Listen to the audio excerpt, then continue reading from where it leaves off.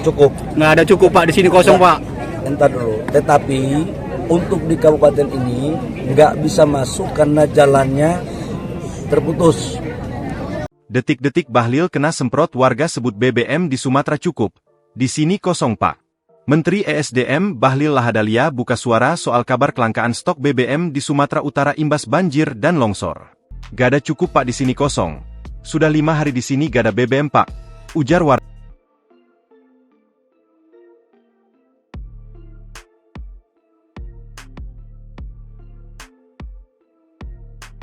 Pak, terkait permasalahan BBM dan listrik di sini Pak, di sini sekarang sulit BBM Pak. Apa kemudian tindak lanjut dari pihak kementerian untuk mengatasi itu Pak? Yang pertama menyangkut BBM, secara stok di wilayah Sumatera, khususnya Sumut, itu cukup. Nggak ada cukup Pak, di sini kosong Pak. Entar dulu. Tetapi untuk di kabupaten ini nggak bisa masuk karena jalannya terputus. Kita sekarang lagi memikirkan untuk memobilisasi untuk masuk. Mobilisasi ini ada 2. Satu adalah jalan yang tikus, yang berikutnya juga adalah kita lagi memikirkan untuk pakai cara lain. Itu untuk menyangkut stok. Tetapi sekarang kita lagi membuka agar barcode yang selama ini menjadi sortir bagi SPBU, sejak tadi pagi sudah kami membuat aturan untuk direlaksasi untuk tidak lagi memakai barcode. Silakan aja masuk. Yang penting untuk di wilayah bencana yaitu di Aceh, kemudian di wilayah Sumut sama Sumatera Barat. LPG pun demikian. Memang ini jadi LPG-nya sekarang ada sudah di pusat-pusat kota. Di bawah kesininya yang memang kita lagi cari alternatif. Ada di Rut Pertamina bersama-sama saya, sekaligus untuk mengecek semuanya. Menyangkut listrik, mana di Rut PLN tadi? Siapa Pak? Listrik, kita tahu bahwa ada sekitar beberapa gardu-gardu kita yang memang kena masalah, dan juga ada beberapa tower-tower kita yang hancur. Sekarang ini kita memakai tiang yang untuk tekanan rendah, hanya tegangan rendah untuk bisa menyaluri dulu listriknya, sambil kita memperbaiki tower-tower yang ada.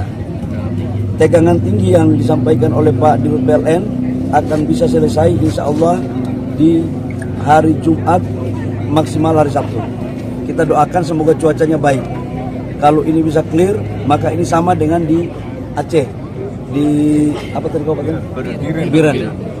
Itu memang kondisi kita sekarang adalah jalan yang nggak bisa tembus dulu. Kalau ini sudah tembus, ini insya Allah bisa kita melakukan percepatan. Pak, penegasan saja Pak, berarti di kabupaten ini targetnya kapan Pak untuk bisa normal kembali akses untuk BBM-nya Pak? Karena antriannya bisa sampai 3 hari Pak, mengantri Pak. Oh, ini sudah 5 hari nggak ada BBM Pak. Ya. Taunya gini, kalau jalannya sudah bisa masuk, selama ini kan di sini kan pakai jalan darat, penyalurannya. Kalau jalan daratnya itu sudah normal, mudah-mudahan kita doakan PU juga bisa sama-sama dengan kita untuk menyelesaikan jalannya, itu pasti longgar seperti semula. Tapi jalur tikus itu akan dimaksimalkan ya Pak? Akan dimaksimalkan karena tidak ada cara lain. Kalau tidak kita pakai jalan tikus, mau pakai jalur apa lagi? Jadi semua potensi yang punya peluang untuk bisa kita adakan, kita lakukan. Ya. Pak, terkait perusahaan Pak yang sesuai statement Walhi Pak, yang 7 perusahaan diduga pemicu banjir Pak. Tanggapannya Pak? Tanggapan dari curhat warga soal adanya penebangan hutan di hulu sana Pak. Bagaimana tanggapan kita Pak? Nanti kita akan koordinasi dengan Kementerian Teknis.